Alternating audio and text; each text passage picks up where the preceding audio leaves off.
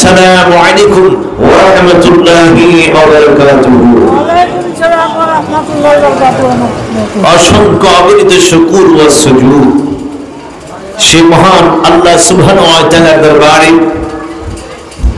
যিনি আজকের কুসনি একতা সুন্নি যুব সংগঠনের উদ্যোগে আয়োজিত এই নবম বার্ষিকী পবিত্র ঈদ মিলাদ নবী সাল্লাল্লাহু আলাইহি ওয়াসাল্লাম উপলক্ষে এই সুন্নি মহাসম্মেলনে আমাদের সবাইকে আসার, বসার, কোরআন ও হাদিস শরীফ থেকে কিছু আলোচনা করার এবং শোনার সুযোগ শক্তি তৌফিক যে আল্লাহ তাবারক ওয়া তাআলা আমাদেরকে দান করেছেন।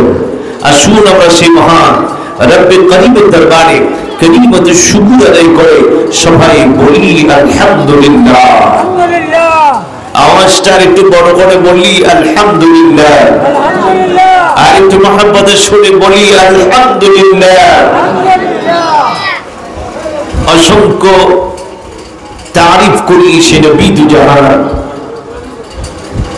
যাকে আল্লাহ তাবারক ওয়া তাআলা আরখানা জান্নাতের মালিক করে, দুনিয়া ও আখিরাতের বাদশা করে, সমস্ত নবীদের নবী করে আল্লাহ তাবারক ওয়া তাআলা আমাদের জন্য রাসূল হিসেবে প্রেরণ করেছেন, যাকে সৃষ্টি না করলে আমার আল্লাহ না আসমান, না জমিন, না আরশ, না কুরসি, না লৌহ, না কলম, না মানব, না দাওয়াত, না কীট, না পতঙ্গ, না সাগর, না মহাসাগর, না পাহাড়, না পর্বত, কোনো কিছুই আল্লাহ তাবারক ওয়া তাআলা সৃষ্টি করতেন না যার খাতিরে, যার ওসিলায় আমার আল্লাহ তাবারক ওয়া তাআলা সকল সৃষ্টিকে সৃষ্টি করেছেন।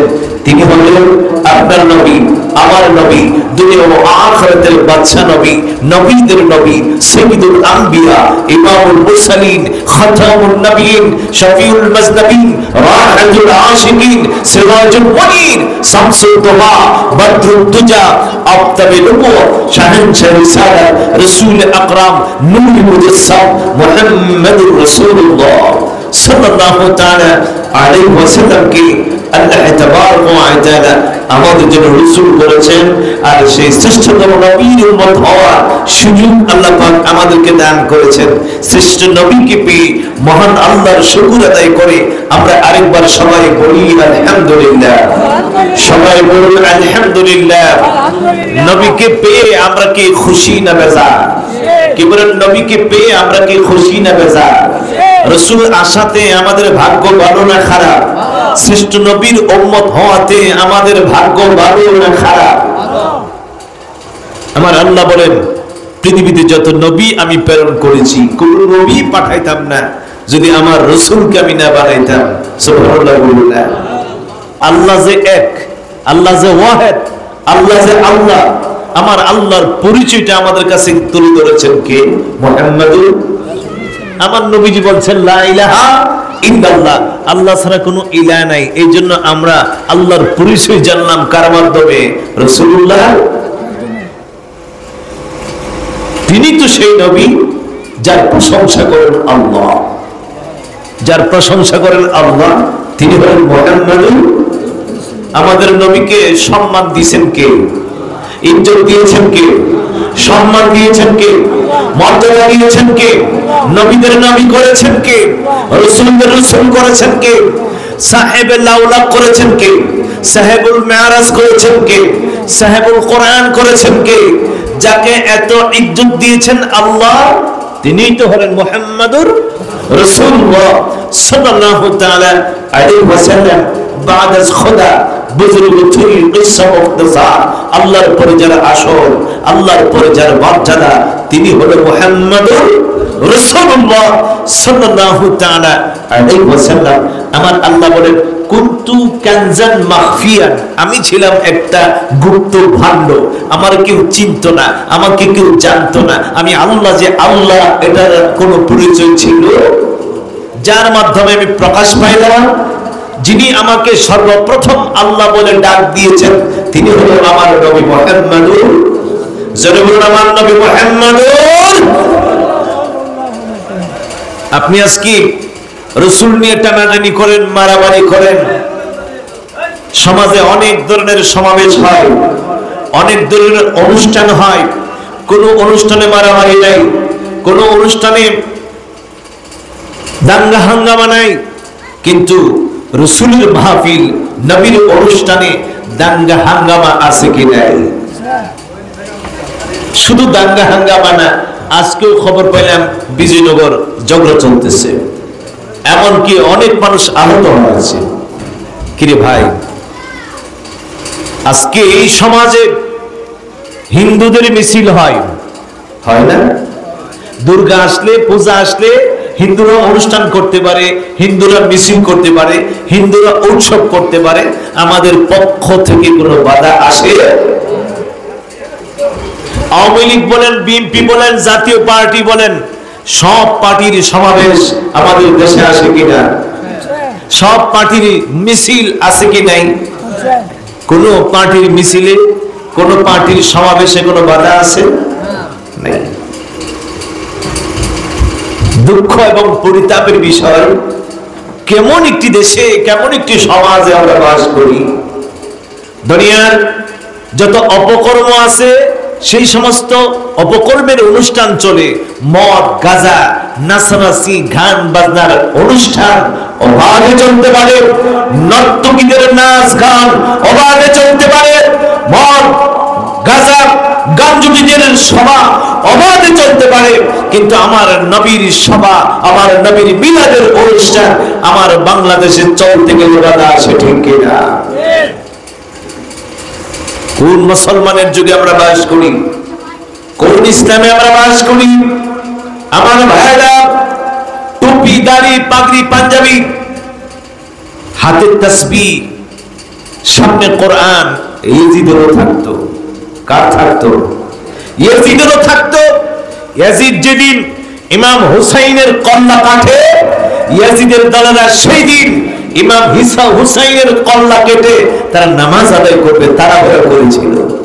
ইয়াজিদ পাটি নামাজ পড়ে কি পড়ে না, রোজা রাখে কি রাখে না, মাথায় পাগড়ি টুপি আছে কি নাই, মুখে দাড়ি আছে কি নাই, কিন্তু কার বিরোধিতা করে? নবীর বিরোধিতা করে, নবীর আওলাদের বিরোধিতা করে। আজকে যারা সব প্রোগ্রাম সহ্য করতে পারেন, আজকে যারা সব মিটিং মিছিল সহ্য করতে পারেন, নবীর মিটিং মিছিল যাদের সহ্য হয় না, আমরা মনে করব যদিও তোমাদের লেবাস থাকে, যদিও তোমাদের টুপিদারি থাকে, যদিও তোমাদের নামাজ থাকে, যদিও তোমাদের সামনে কোরআন থাকে, যদিও তোমাদের হাতে তাসবিহ থাকে, তোমাদের অন্তরে আমার নবীর ভালোবাসা। ইয়াজিদ যেমন নবীর আওলাদের প্রতি কোনো ভালোবাসা দেখায়নি, তোমাদের অন্তরেও আমার নবীর ভালোবাসা নাই। নবীর ভালোবাসা থাকলে নবীর মিলাদের বিরোধিতা কোনো মুসলমান করতে পারে? আজকে পবিত্র ঈদ মিলাদুন নবী সাল্লাল্লাহু আলাইহি ওয়াসাল্লাম উদযাপন উপলক্ষে আয়োজিত মাহফিল, বলুন তো দেখি আজকের এই মাহফিলে কোনো খারাপ কাজ করেছে কেউ? কোরআন বিরোধী কথা বলছে, হাদিস বিরোধী কথা বলছে, তা আপত্তি কিসের? কি ভাই, দ্বন্দ্ব কিসের, আপত্তি কিসের? তোমার হাতে লাঠি উঠে কেন? তুমি সিরাতুন নবী করো, আমাদের তো কোনো আপত্তি নাই। তুমি সিরাতুন নবীর জুলুস করতে পারো, মিছিল করতে পারো, মিলাদুন নবীর বিরোধী মিছিল তুমি করতে পারো, আর মিলাদুন নবীর পক্ষের মিছিল তুমি করতে পারো। কিভাবে আমার নবীর সামনে মুখ দেখাবে? কিভাবে আমার নবীর সামনে মুখ দেখাবে? আমাদের কথা হলো, পছন্দ হলে তুমি করো, না হলে না করে, তোমাকে কেউ জোর করে করা হবে না। কিন্তু কোন মুসলমান আমার নবীর আগমনে খুশি হইয়া আমার নবীর জুলুস, নবীর মিলাদুন নবী যদি কেউ উদযাপন করে, তাকে বাধা দেওয়ার অধিকার তোমার। আমার আল্লাহ বলেন, ওয়া আম্মা বিনি'মাতি রাব্বিকা ফাহাদ্দিস, ওয়া আম্মা বিনি'মাতি রাব্বিকা ফাহাদ্দিস। যখন তুমি নিয়ামত পাবে, এই নিয়ামতগুলো তুমি আলোচনা করো। নিয়ামত পাইয়া আলোচনা করার হুকুমটা কার? জোরে করো, হুকুমটা কার? যে কোনো নিয়ামত তুমি পাও, সেই নিয়ামতের কি করো? আলোচনা করো। সবচেয়ে আমরা যে নিয়ামত আল্লাহর পক্ষ থেকে পেলাম, সবগুলো নিয়ামত আল্লাহর পক্ষ থেকে এসেছে। সূর্য পাইলাম, কার নিয়ামত? চন্দ্র পাইলাম, কার নিয়ামত? আলু পাইলাম, কার নিয়ামত? বাতাস পাইলাম, কার নিয়ামত? অক্সিজেন, হাইড্রোজেন, নাইট্রোজেন পাইলাম, কার নিয়ামত? পৃথিবীতে বেঁচে আছি, কার নিয়ামত? আল্লাহ পাক সুস্থ রাখছেন, কার নিয়ামত? টাকা দিল, বাড়ি দিল, দন দৌলত, জায়গা জমিন, গাড়ি বাড়ি দিল, এগুলো কার নিয়ামত? সুন্দর একটা বউ পাইছেন, এটা কার নিয়ামত? কতগুলো সন্তান, ছেলে পাইছেন, মেয়ে পাইছেন, এগুলো কার নিয়ামত? আমার আল্লাহ বলেন, এই নিয়ামত পায়া তুমি নিয়ামতের শুকর আদায় করো আর নিয়ামত তুমি প্রকাশ করো। সুবহানাল্লাহ বলুন না। এখন আসুন আমরা যদি প্রশ্ন করি, ও মুমিন, ও মুসলমান, তুমি তো মুমিন, একজন মুমিনের কাছে সবচেয়ে বড় নিয়ামত কোনটা? একজন মুমিনের কাছে সবচেয়ে বড় অনুগ্রহ কোনটা? একজন মুমিনের কাছে সবচেয়ে বড় দয়া কোনটা? আমার আল্লাহ কুরআনুল কারীমে বলেন যে একজন মুমিনের কাছে চাঁদ সূর্য বড় নিয়ামত নয়, ধন সম্পদ বড় নিয়ামত নয়, নারী গাড়ি বাড়ি একজন মুমিনের কাছে সবচেয়ে বড় নিয়ামত নয়, টাকা পয়সা স্বর্ণ গহনা এগুলো একজন মুমিনের কাছে সবচেয়ে বড় নিয়ামত নয়। একজন মুমিনের কাছে সবচেয়ে বড় নিয়ামত হলো তার নবী মুহাম্মদুর রাসূলুল্লাহ সাল্লাল্লাহু আলাইহি। আল্লাহ তাবারক ওয়া তাআলা কোরআনুল কারীমে বলেন, লাকাদ মান্নাল্লাহু আলাল মুমিনিনা ইয বা'আসা ফীহিম রাসূলা। আল্লাহু আকবার। লাকাদ মান্নাল্লাহু আলাল মুমিনিনা ইয বা'আসা ফীহিম রাসূলা। মুমিনদের কাছে সবচেয়ে বড় অনুগ্রহ, মুমিনদের কাছে সবচেয়ে বড় দয়া, যখন তাদের মাঝে আমার আল্লাহ পাক কোন রাসূল প্রেরণ করেন। নবীর আগমন, নবীর আসা, নবীকে পাওয়া একজন মুমিনের কাছে সবচেয়ে বড় নিয়ামত। সুবহানাল্লাহ। একজন মুমিনের কাছে সবচেয়ে বড় নিয়ামত হলো মুহাম্মদুর রাসূলুল্লাহ। তো নিয়ামত পাইয়া এই নিয়ামত প্রকাশ করার হুকুমটা কার? যখন নিয়ামত পাইয়া নিয়ামতের প্রকাশ করার হুকুম কার? ওয়া আম্মা বিনি'মাতি রাব্বিকা ফাহাদ্দিস। আল্লাহ বলেন, নিয়ামত পাইছো, এগুলো কি করো? আলোচনা করো। তো নবী যদি ঈমানদারের কাছে সবচেয়ে বড় নিয়ামত হয়, একজন মুমিনের সবচেয়ে বেশি আলোচনার বস্তু কে হবে? মুহাম্মদুর রাসূলুল্লাহ। একজন মুমিন কাকে নিয়ে বেশি আলোচনা করবে? নবীকে নিয়ে বেশি আলোচনা করবে। একজন মুমিন কাকে নিয়ে বেশি কথা বলবে? নবীকে নিয়ে বেশি কথা বলবে। একজন মুমিন কাকে নিয়ে বেশি বয়ান করবে? মুহাম্মদুর রাসূলুল্লাহকে নিয়ে বয়ান করবে। চিৎকার দিয়ে বলুন সুবহানাল্লাহ। তাই তো আমাদের সুন্নি উলামায়ে কেরাম আমার আল্লাহর হুকুম পালন করতে যায় তারা সব সময় বেশি বেশি কার আলোচনা করে? নবীর। নবীর আলোচনা করার হুকুমটা কার? জগতের হুকুমটা কার? আমার আল্লাহ বলেন, ওয়াজকুরু ওয়াজকুরু নি'মাতাল্লাহি আলাইকুম। তোমাদের কাছে যে নিয়ামতগুলো দিলাম, এই নিয়ামতগুলো বেশি বেশি করে তোমরা স্মরণ করো। সুবহানাল্লাহ বলুন না। তো একজন মুমিনের কাছে সবচেয়ে বড় নিয়ামত কি? মুহাম্মদ। সবচেয়ে বড় নিয়ামত, এর চাইতে আরো বড় নিয়ামত, এর চাইতে আরো বড় অনুগ্রহ, এর চাইতে আরো বড় দয়া আর কিছুই হইতে পারে? আমার আল্লাহ কয়, আমার হাবিবকে দয়া করে আমি পাঠিয়ে দিলাম। ওয়ামা আরসালনাকা ইল্লা রাহমাতাল লিল। আমার নবীকে তো আমি দয়াবান করে পাঠিয়ে দিলাম। শুধু তাই নয়, আমার নবী দয়াবান সবার জন্য নয়। আমার নবী নিয়ামত সবার জন্য নয়। নবী আমার বড় সবার কাছে নয়। নবী আমার দামি সবার কাছে নয়। মুনাফিকের কাছে আমার নবী দামি হবে না। ইহুদিদের কাছে আমার নবী দামি হবে না। নাসারাদের কাছে আমার নবী দামি হবে না। কাফির মুশরিকদের কাছে আমার নবী দামি হবে না, বড় হবে না। বড় হবে একটা শ্রেণীর কাছে আমার নবী সবচেয়ে বড় হবে। একটা শ্রেণীর কাছে আমার নবী সবচেয়ে বড় দামি হবে। একটা শ্রেণীর কাছে আমার নবী সবচেয়ে বেশি আপন হবে। আমার আল্লাহ কোরআনুল কারীমে বলেন, আন-নাবিয়্যু আওলা বিল মুমিনিনা মিন আনফুসিহিম। কাফির মুশরিক ইহুদি নাসারারা নবীকে বড় মনে করবে না, আমার নবীকে সবচেয়ে বড়, আমার নবীকে সবচেয়ে প্রিয় যারা মনে করবে তারা হবে মুমিন মুসলমান। সুবহানাল্লাহ। তারা কারা? কারা মুমিনেরা নবীকে সবচেয়ে বড় মনে করবে, বেঈমান মুনাফিকেরা নবীকে সবচেয়ে বড় মনে করবে। কেমন বড় মনে করবে? কত বড় মনে করবে, কত বড় প্রিয় জানবে। আমার আল্লাহ কোরআনুল কারীমে বলে দিয়েছেন একজন মুমিনের কাছে নবী কত প্রিয় হবে, নবী কত দামি হবে। আমার ভাইরা, কেন সুন্নি উলামায়ে কেরাম নবী নবী করে? কেন সুন্নি মানুষগণ নবী নবী করে? নবী নবী করার হুকুমটা দিয়েছে আমার আল্লাহ। নবী নবী করার হুকুমটা দিয়েছে কে? আল্লাহ। যারা করার হুকুমটা দিয়েছেন কে? যে যারে বেশি ভালোবাসে সে তারে বেশি স্মরণ, ঠিক না? যে যারে বেশি ভালোবাসে সে তারে কি করে? বেশি স্মরণ। আমার আল্লাহ বলেন, শোনা, একজন মুমিনের কাছে নবী কত প্রিয় হবে, নবী কত বড় দামি হবে।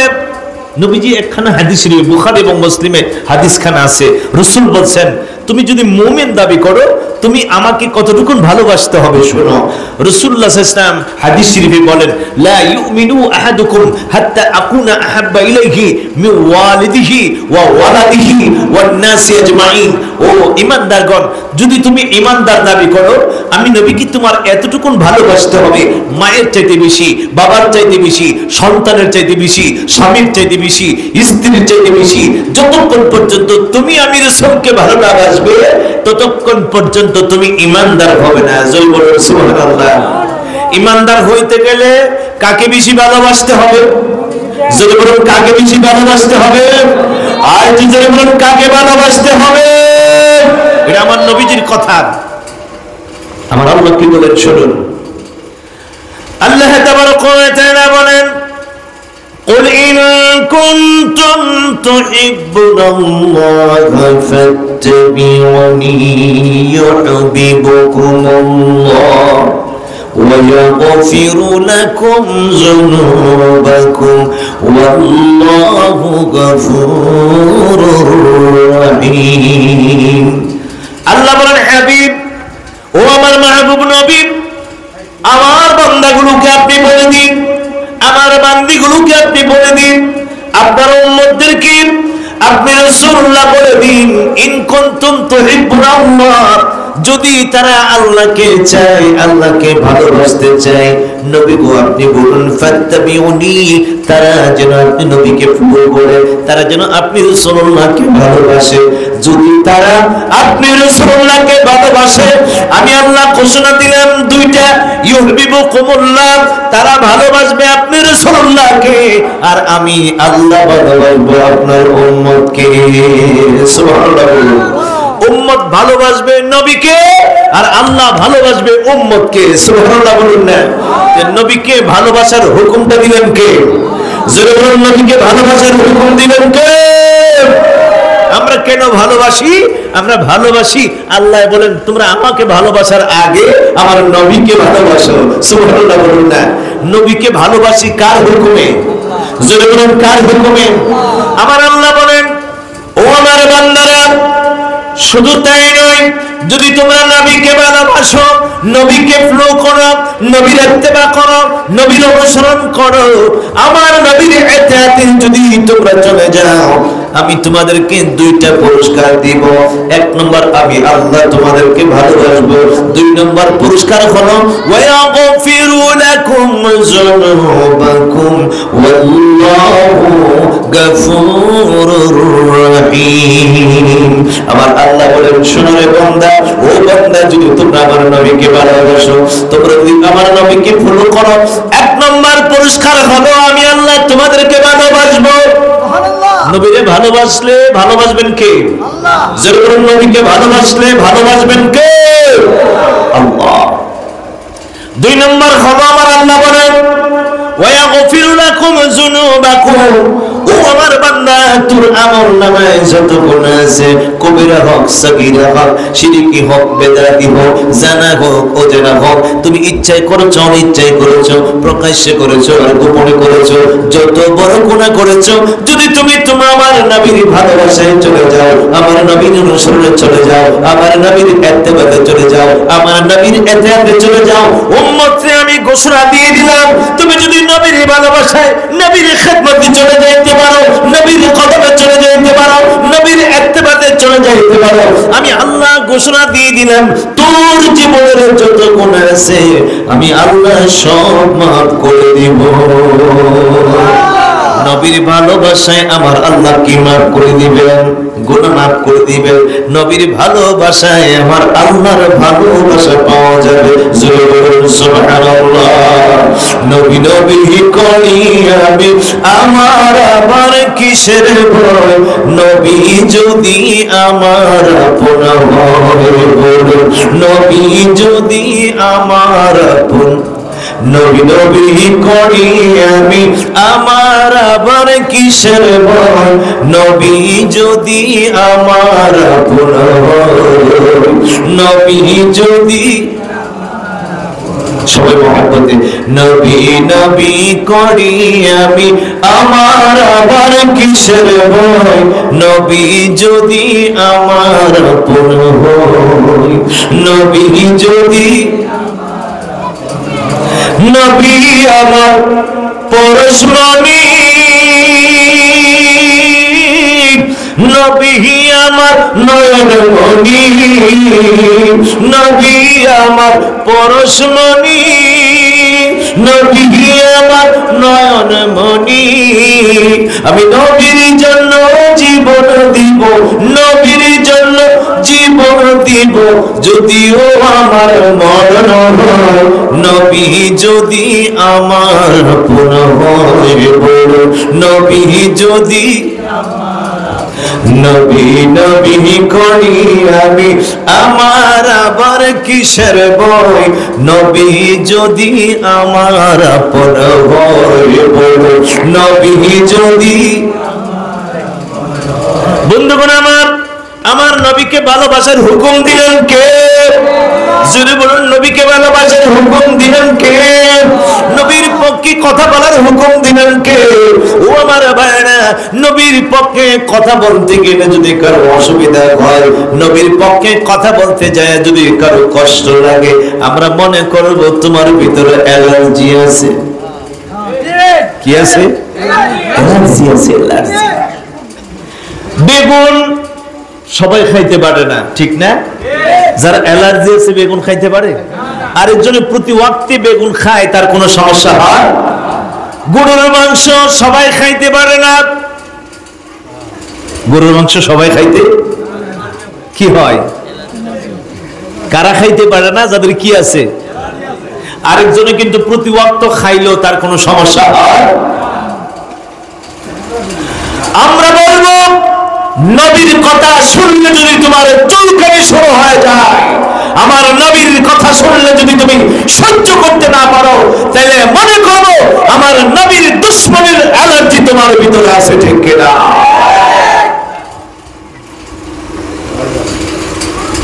নবীকে ভালোবাসার হুকুমটা কার? নবীকে নিয়ে আলোচনা করার হুকুমটা কার? আল্লাহ। কতটুকুন প্রিয় মুমিনের কাছে আমার আল্লাহ কোরআনুল কারীমে বলেন, নবীজি বলছেন মা থেকে, বাবা থেকে, সন্তান থেকে, স্বামী থেকে, স্ত্রী থেকে যতক্ষণ আমি নবীকে ভালো না বাসবে ততক্ষণ তুমি কি হবে না? ঈমানদার। আমার আল্লাহ আর এর চাইতে আরো কঠিন ভাষায় বলেন। নবী বলছে হালকা করে, মা বাবা ছেলে মেয়ে আত্মীয় স্বজনের চাইতে তুমি আমাকে বেশি ভালোবাসলে তুমি ঈমানদার হবে। আল্লাহ বলেন হাবিব শুধু এতটুকুন না, ঈমানদার যারা হবে তারা আপনাকে কতটুকুন ভালোবাসবে জানেন? আমি আল্লাহ ঘোষণা দিয়ে দিই, আমি আল্লাহ বয়ান করি, আমি আল্লাহ ওয়াজ করি। আমার আল্লাহ বলেন আন-নাবিয়্যু আওলা বিল মুমিনিনা মিন আনফুসিহিম।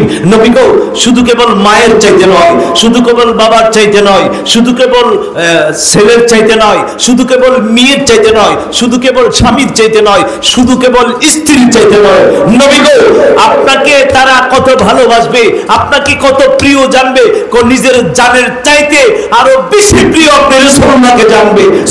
সুবহানাল্লাহ। একজন মুমিন আপনি নবীর প্রেমে জীবন দিতে প্রস্তুত হবে, তবু আপনি নবীকে ছাড়তে রাজি হবে না। চিৎকার দিয়ে বলুন সুবহানাল্লাহ। নারে তাকবীর, আল্লাহু আকবার, নারে রিসালাত, ঈদ মিলাদুন নবী। আমার ভাইরা, একটা মানুষের কাছে জানটা হইল সবচেয়ে বড় প্রিয়, ঠিক কিনা? এক সময় ধন দৌলত টাকা পয়সার মায়া থাকে না, যখন জান অসুস্থ হয়ে যায় ছেলেরা মেয়েরা নিজেও বলবেন বাবারে আমার চিকিৎসা করো, আমার জানটা বাঁচা। ছেলে বলবে বাবা যদি সহায় সম্পত্তি বিক্রি করতে হয় তারপরে সহায় সম্পত্তি বিক্রি করব, তবু তোমাকে চিকিৎসা করব যাতে করে তোমার জানটা ভালো হয়, ঠিক কিনা? জানটা যখন খারাপ হয়ে যাবে স্বামীও স্ত্রীর কাছে ভালো লাগে না, স্ত্রীও স্বামীর কাছে, স্বামীর কাছেও স্ত্রী ভালো লাগে না, সন্তানাদিও ভালো লাগে না, টাকা পয়সা ধন দৌলত ব্যাংক ব্যালেন্স গড়ে থাকলেও এগুলো কি লাগে না? শান্তি কি ভালো না? জান ভালো না, জান ভালো না।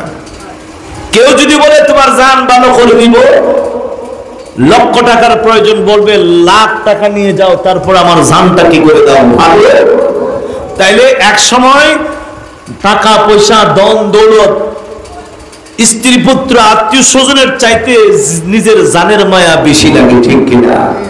আমার আল্লাহ বলেন হাবিব যারা মুমিন হবে, হাবিব গো যারা ঈমানদার হবে, যারা আল্লাহ রাসূলকে ভালোবাসবে, যারা আল্লাহ রাসূলকে মানবে, হে হাবিব আমি বলে দিচ্ছি আন-নাবী আওলা বিল মুমিনিনা মিন আনফুসিহিম, যারা মুমিন দাবি করবে, ঈমানদার দাবি করবে, ওই ঈমানদারের কাছে মায়ের চাইতে, বাবার চাইতে, স্বামীর চাইতে, স্ত্রীর চাইতে, সন্তানের চাইতে, মেয়ের চাইতে, সহায় সম্পত্তির চাইতে, এমনকি জানের চাইতে আপনি নবী বেশি প্রিয় হবেন।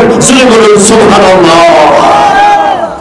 একজন মুমিনের কাছে সবচেয়ে প্রিয়, একেবারে সবচেয়ে দামি হলো মুহাম্মাদুর, যারা বলেন মুহাম্মাদুর, নিজের জানের চাইতেও প্রিয় হলো মুহাম্মাদুর রাসূলুল্লাহ। এই মুমিন যখন নবীর কথা পায়, নবীর আওয়াজ শুনে, এই মুমিনের কাছে ভালো লাগে না খারাপ লাগে? যারা বলেন ভালো লাগে না খারাপ লাগে? শান্তি লাগে না অশান্তি লাগে? খুশি লাগে না না খুশ লাগে? খুশি লাগে। নবীর কথা শুনলে কি লাগে? খুশি।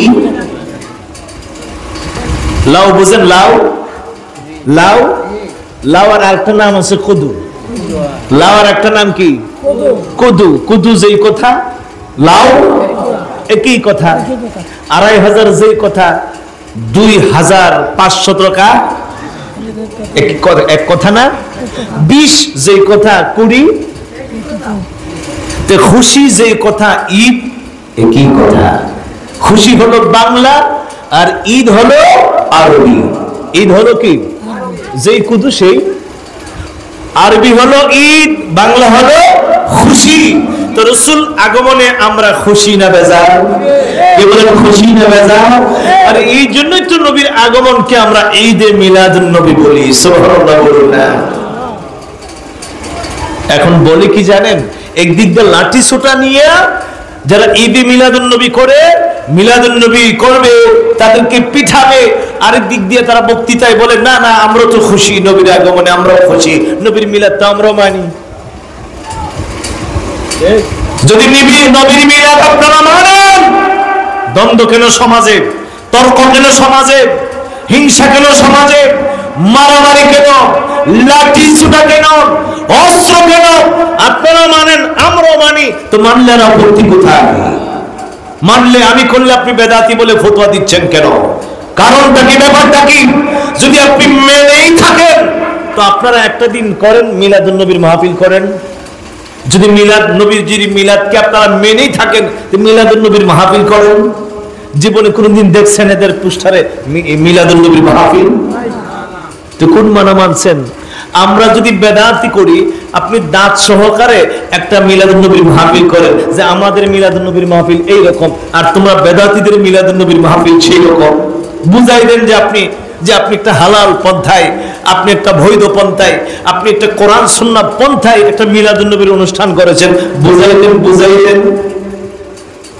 কই জীবনে তো কোনোদিন মিলাদুন নবীর মাহফিল করেন নাই। দ্বন্দ্ব না করে, সমাজে ফিতনা সৃষ্টি না করে, আলেম উলামাদের মধ্যে ভেদাভেদ সৃষ্টি না করে, যদি বুঝার হয় আসেন আপনি আলেম, আসেন আমি আলেম, কোরআন হাদিস নিয়ে আমরা বসে পড়ি, সমাজের সাধারণ মানুষের মধ্যে আমরা ফিতনা সৃষ্টি করব না, ঠিক কিনা? আপনি লাঠি ছোটা দিয়ে দ্বন্দ্ব নিরসন করতে পারবেন, এগুলো তো কোরআন হাদিসের বিষয়, আলোচনার বিষয়। আলোচনায় বসেন, লাঠি কেন হাতে? আলোচনায় বসেন, কোরআন নিয়ে বসেন, হাদিস নিয়ে বসেন, উলামায়ে কেরাম বসে বলুন। যদি আপনার সমস্যার সমাধান হয়ে যায়, আপনারটা আমি মানবো আর আমারটা আপনি মানবেন, তো আর কোনো সমস্যা থাকে না। লাঠি কেন আপনার হাতে? অস্ত্র কেন আপনার হাতে? অগ্নিসংযোগ, পেট্রোল বোমা কেন আপনার হাতে?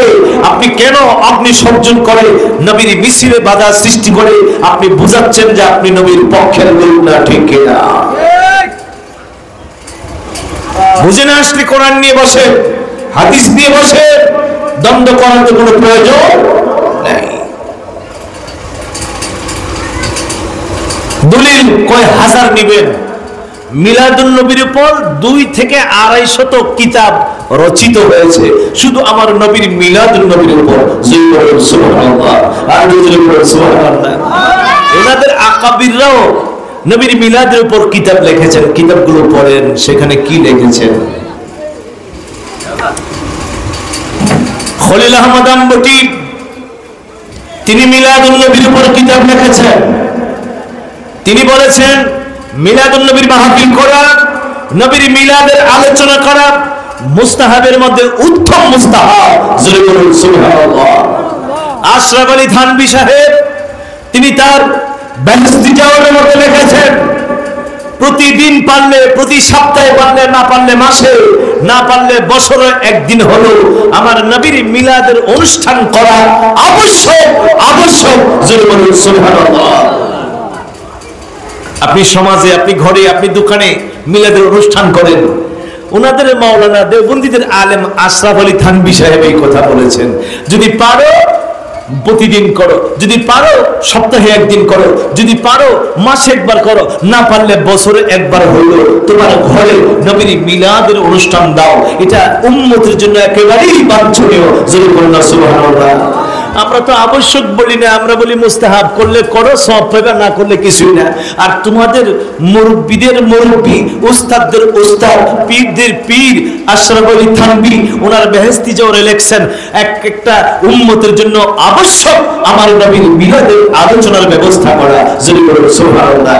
তিনি বলেন কি জানেন, কোন নবীর মিলাদের জন্ম বৃত্তান্ত আলোচনা করাটা কেউ কেউ এটাকে সিরাতুন নবী বলে, কেউ কেউ এটাকে মিলাদুন নবী বলে। মিলাদুন নবী, সিরাতুন নবী একই কথা। আমার নবীর আলোচনার নামই হচ্ছে মিলাদুন নবী, নবীর আলোচনার নামই হচ্ছে সিরাতুন নবী। জোরে বলুন সুবহানাল্লাহ। এই পর্যন্ত কোন সুন্নি উলামায়ে কেরাম সিরাতুন নবীর মাহফিলের বিরোধিতা করছে? আপনারা দেখছেন যে সিরাতুন নবী মাহফিল করা যাবে না, এটা বেদাত, এই কথা বলছে কেউ? আপনি মিলাদুন নবীর বিরোধিতা করেন কেন? আপনার কিতাবের তো অভাব নাই, আপনি পড়েন, আপনার পড়ার অভাব, দলিলের কোনো অভাব নাই, আপনি বুঝার অভাব। আপনাদের আকাবের উলামায়ে কেরাম তো বলছেন নবীর মিলাদ একটা বরকতময় অনুষ্ঠান। সুবহানাল্লাহ বলুন না। সবচেয়ে বড় কথা, দলিলের জন্য যদি মিলাদুন নবী করতে তোমাদের অসুবিধা হয়, তাহলে তোমাদের পীরদের পীর, পীরদের পীর, দেওবন্দি উলামায়ে কেরাম সকলের পীর, যার নাম হাজী আমদাদুল্লাহ মুহাজ্জির মক্কি রাহমাতুল্লাহি আলাইহি, তিনি ওনার একখানা কিতাবে লিখেছেন ফায়সালায়ে হাফতে মাসাইল, ছোট্ট একখানা কিতাব। ওই কিতাবের মধ্যে 7টা মাসালার ফায়সালা তিনি দিয়েছেন। 7টা মাসালার মধ্যে একটি মাসালা মিলাদুল কিয়াম। তিনি বলেন, শোনো রে উলামায়ে কেরাম, আমি তোমাদেরকে বলে যাই, যখন রবিউল আউয়াল মাস আসে, আমি আমদাদুল্লাহ মুহাজ্জির মক্কি দিন তারিখে ধার্য করে আমার নবীর মিলাদের অনুষ্ঠান করি। আর ওই মিলাদ মাহফিলে আমি আমার নবীকে দাঁড়ায়া সালাম জানাই। সুবহানাল্লাহ বলুন না। আমি আমার নবীকে দাঁড়ায়া সালাম জানাই।